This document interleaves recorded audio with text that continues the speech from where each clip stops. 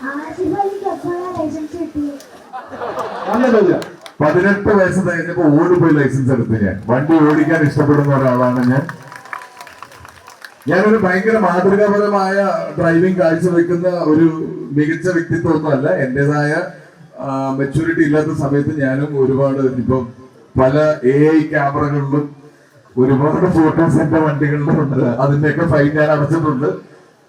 പക്ഷെ അനുഭവങ്ങളിലൂടെയാണ് പഠിക്കുന്നത്. ഇപ്പോ ഞാൻ മര്യാദക്കാരനാണ്. ഓക്കെ, ഒരു ചോദ്യം ചോദിക്കാനുണ്ട്. പേര് പറഞ്ഞു.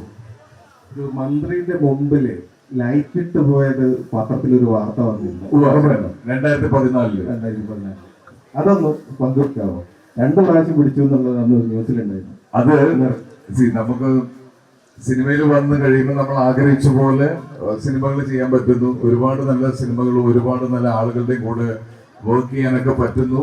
അതുപോലെ തന്നെ അതിന്റെ കൂടെ വരുന്ന ഒരു ഭാഗ്യം കൂടെയാണ് സമ്പാദിക്കാനുള്ളൊരു സ്പേസ്. സിനിമ ചെയ്ത് ഞാൻ സിനിമയിൽ വന്നു കഴിഞ്ഞാൽ ആദ്യമായിട്ടൊരു BMW കാറ് വാങ്ങിച്ചു.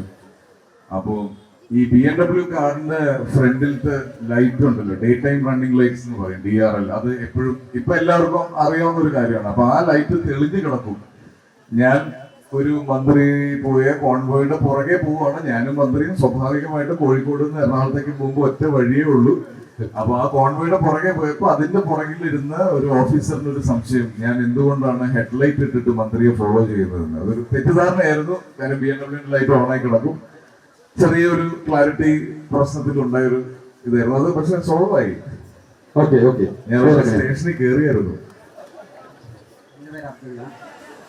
തെരപ്പിസ്റ്റ് ആണാണല്ലോ, അപ്പോൾ ഉറക്കം വരുമ്പോൾ ആ കംപ്ലീറ്റ് ചെയ്യാറുണ്ടോ, അല്ലെ വണ്ടി സൈഡാക്കി നിർത്താറുണ്ടോ?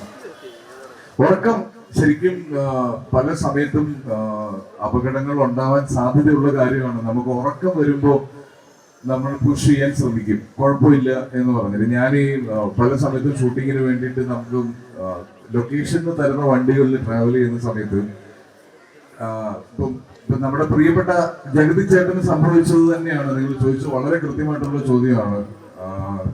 ഈ രാത്രിയാണ് ഞങ്ങൾ അധികവും ട്രാവൽ ചെയ്യുന്നത്.